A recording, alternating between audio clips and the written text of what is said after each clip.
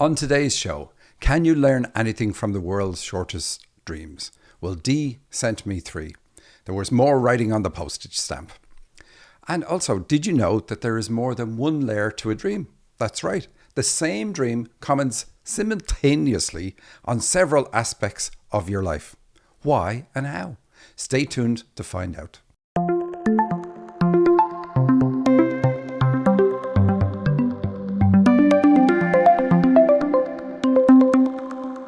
Hello and welcome to the Dream Interpretation Podcast, the show about life transformation through dream interpretation. I'm Michael Sheridan.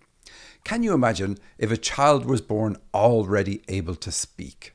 Well, it's happened, but as is true with so many things, we don't notice anything special about the things we can do innately.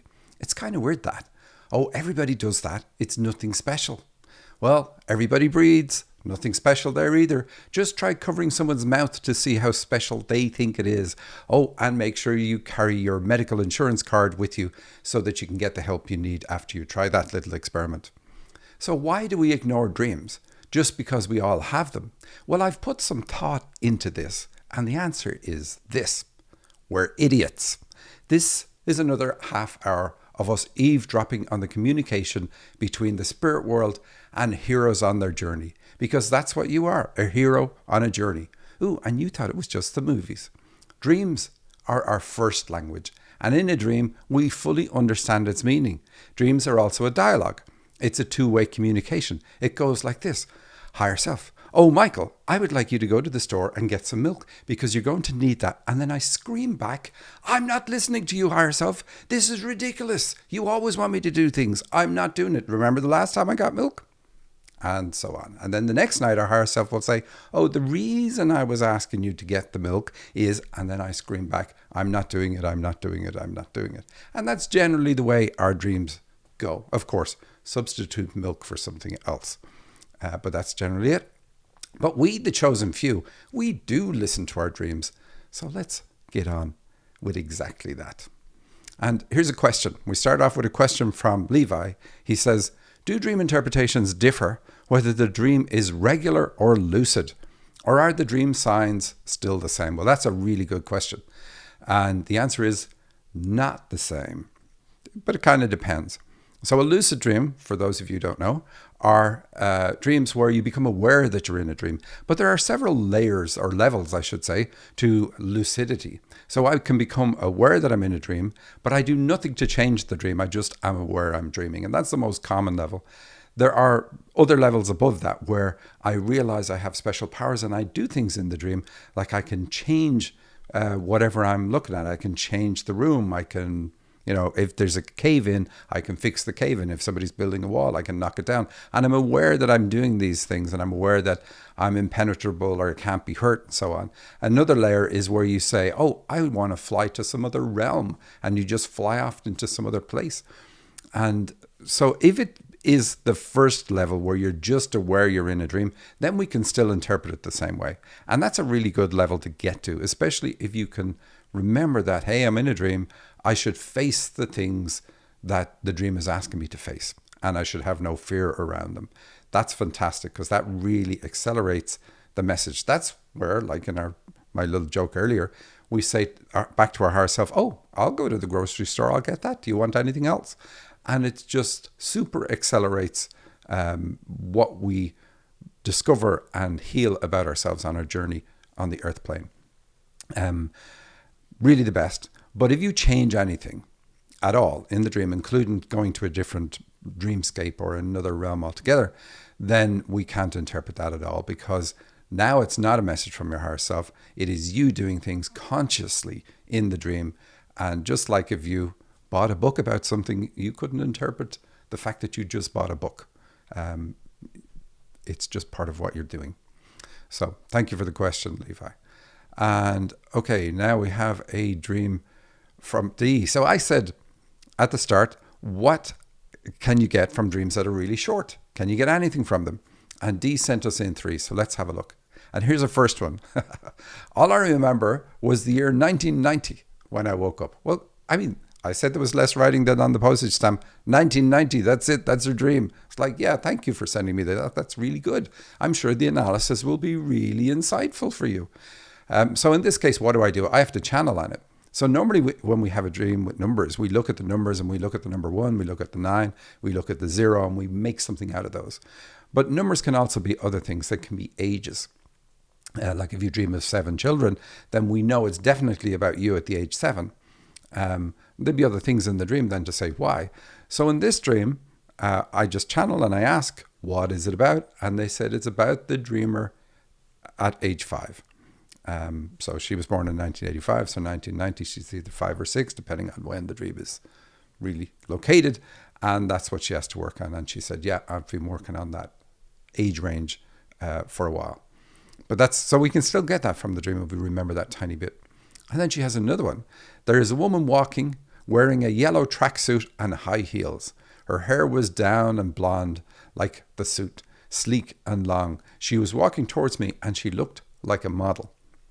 And again, it seems here like there's nothing in it, except it's quirky. So it's interesting, like, because you would never see anybody wearing a tracksuit and high heels. It would just seem crazy.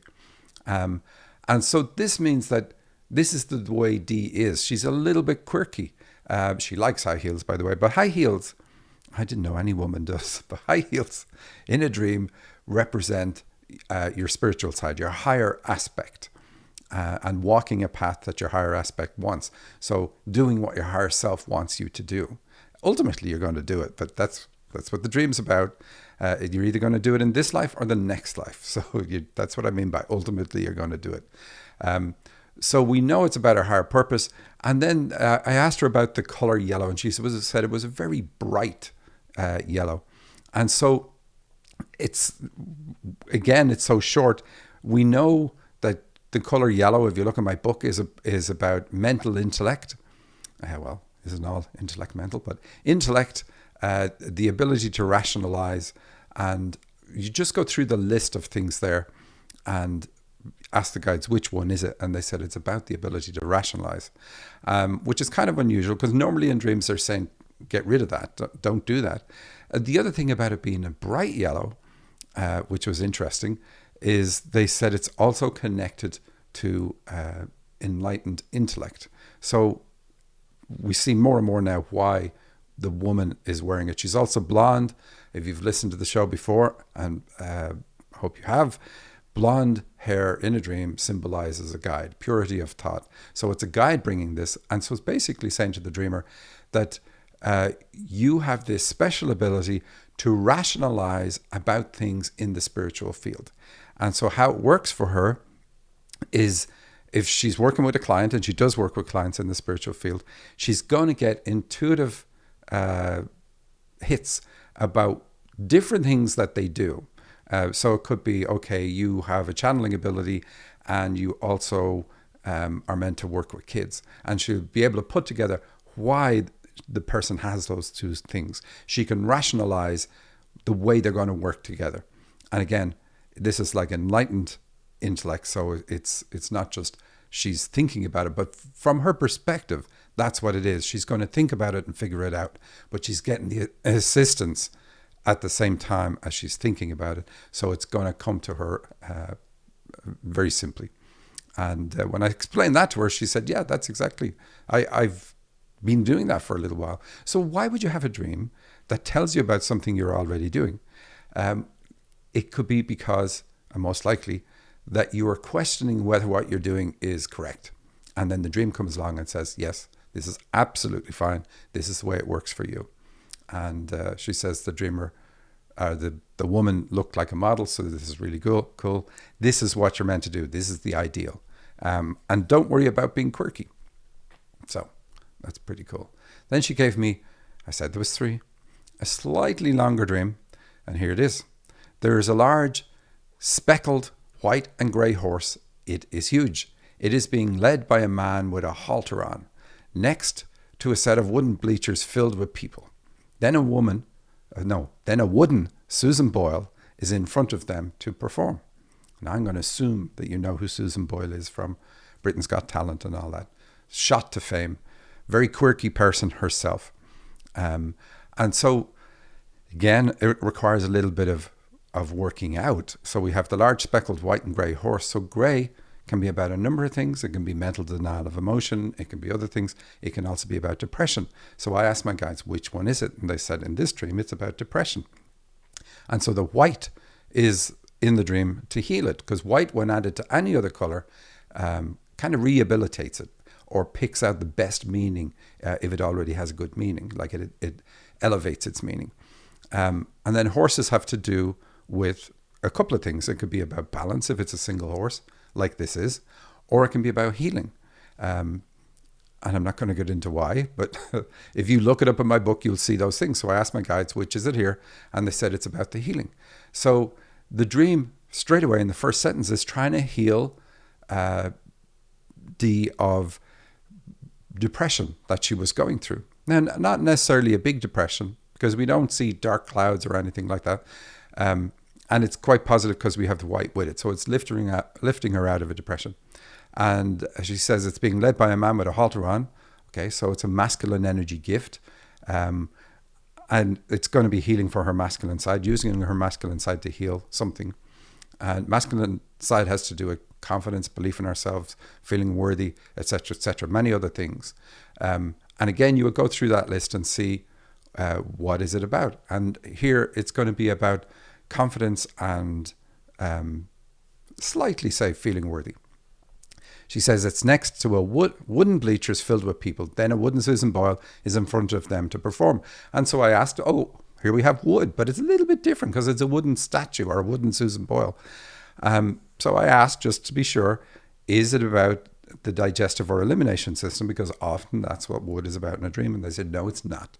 It's about the wooden aspect of Susan Boyle. And so we also have the bleachers, and Susan Boyle is in front of them to perform. So we know that the dreamer works in the spiritual field. She performs in front of people, let's say, because she's a channel and dream analyst and does other things too. Does healing as well. And so the focus is on her performing in front of other people.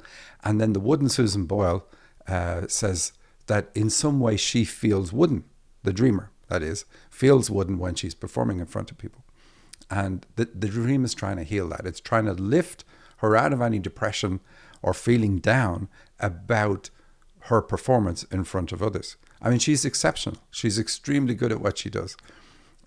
But she has this, and a lot of people have that, they're fantastic, and we all know they're fantastic. But inside, they don't feel the same way that we feel about them, because we know, we can see from the outside without any bias how good they are. But on the inside, we're impacted by our upbringing, by our parents, the things they said to us, etc., etc., etc. And so that's all running around on the inside. For all of us, that is. And then we have the wooden bleachers filled with people. Well, that part's easy. When we know it's about performance, quite often your dreams will say, here's what it is you're meant to do in your life. And so here she's meant to perform in front of other people. Not only that, she's to heal anything that brings her down about performing in front of other people. So it's her higher self is saying, this is definitely for you. This is definitely what you need to do. But we expect dreams to say who the target audience is. And that's what the wooden bleachers filled with people is about. These are all people at different levels. So people at low levels, people at very high levels, and then all the levels in between.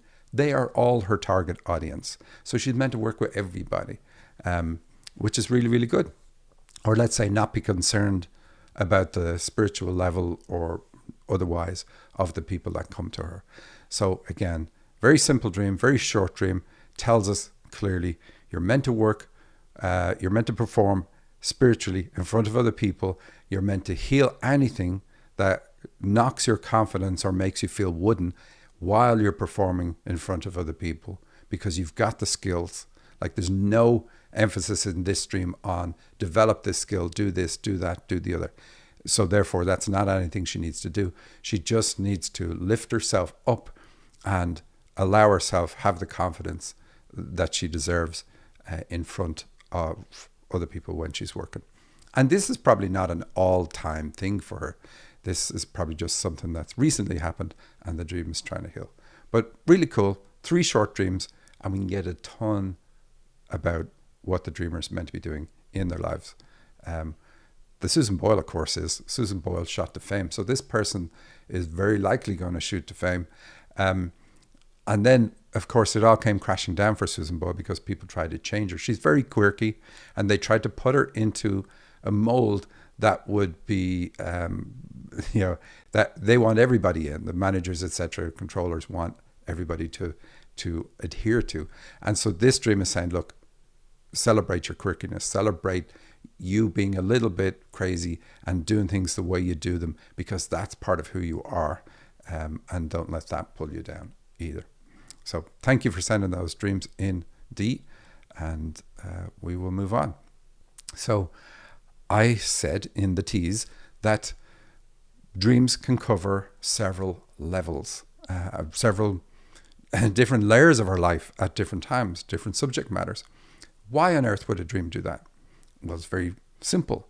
Because we are living several layers at the same time. We're living in a relationship. We are living our health issues, if we have any, and we are living our career and so on, and all these other things. We live in many different spheres concurrently, and our dreams reflect that. Normally, though, when I'm covering a dream, I pick a strong, hot topic, and I say, this is what it's about. So, like in the last dream, I was saying, is the wooden about the elimination system? And when I channeled, I was told no. And it's not that it's not about that. Dee does have an issue there, but it's not the strong focus of that dream. It's like if we were to take the top layer of the dream, what is it? And it's not that. But that other layer is there as well. And we could have looked at that if we wanted. And this is often why different people will look at dreams and get different things. What I tend to do without ever saying it is I pull all the layers out at the same time. I don't say this is a different layer. I just mix it all up and say, here's what it's about. It also gives a nod to your digestive system that you need to watch something there. And that's how I'll do it. I don't leave things out generally. But here I'm going to point them out in a more obvious way. So here's the dream from Mel. There was a horse chasing a girl in a pasture where I grew up. She was running for her life, trying to get away from the horse. Her dad was in the pasture as well, telling her to run. He has long grey hair that was pulled back in a low ponytail. She was able to get away from the horse. I was on the outside of the fence. The horse that had been chasing her was huge and had huge muscles, not anything you would see in real life. It got to the fence and jumped over it. I was worried that it was going to hurt me or Oliver, my dog that was with me, but it didn't land on me or him. The dad was still inside the fence and raised a silver gun that he had and said something like, I'm going to kill that horse. But he aimed and shot at the other horse that was in the pasture. I was in the line of fire of that shot. I said something like, hey, I'm right here, which made him aim the gun at me even more. And then he realized that I was there. He calmed down a bit and was able to see that there was a person there. But at first he was so angry at the horse that he couldn't see clearly. Okay, so that's the dream. I'm going to go back over it a bit and then tell you what it means. So we have the horse chasing the girl. We have the horse in the last dream. We know horses have to do with healing. Is that's what it's about in this dream? Absolutely. Why?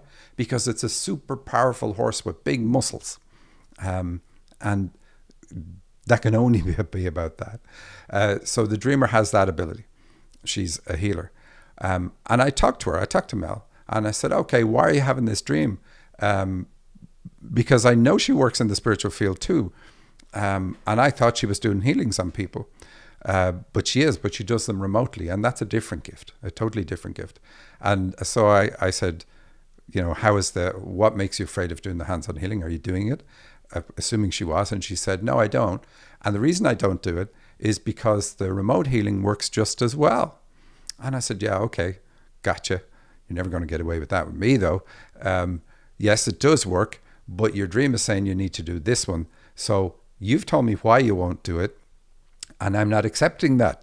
So what is behind the fact that you're saying that?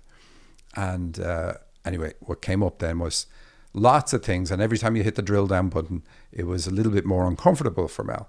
So she doesn't do it essentially because she's afraid that she's not going to be doing it 100% right. Again, not something we can accept as an answer. We want to really get to, there's something underlying that. And so what we got to was, she just really doesn't feel good about doing it. So I channeled on it, and we get it. We see it in the dream. And this is generally the way it works for me. When I channel on the dream, I want to see what I just got somewhere in the dream. And what they said was she was killed in a former life for using this gift. And she wasn't even caught using the gift. Some friend of hers or colleague of hers was caught using their gift, and they were promised, hey, you'll be allowed to live if you give us 3 other people who were in your group. And that person gave up Mel as one of the people, and Mel was killed, but so was her colleague. I'm saying colleague, it wasn't colleagues, but anyway, so she was killed. And so there's 2 things that we get out of that. She wasn't even the one responsible. She just had a gift, and she was told, she was ratted on, let's say, and taken out because of that. So that's her underlying fear of using the gift, that it will lead to her death. And I then look at the dream and I go, okay, I want to see that in the dream because I just got that. Where is it in the dream? And we see it when the horse jumps over the fence, and she says, it doesn't land on me. So she's afraid the horse will kill her. So then we see in the dream, okay, there is a fear of death if I get close to using this gift or get close to the gift, with the horse representing the gift. And then we have Oliver, the dog, and Olive is a pun on, it's normally a name you never want to see in a dream because it can indicate that somebody has suicidal thoughts, and the dream is coming along saying, please live. That's what Olive in a dream, or Oliver, is really about. And so it's one of those things you don't like, and you look for other things in the dream to see, okay, how bad is this?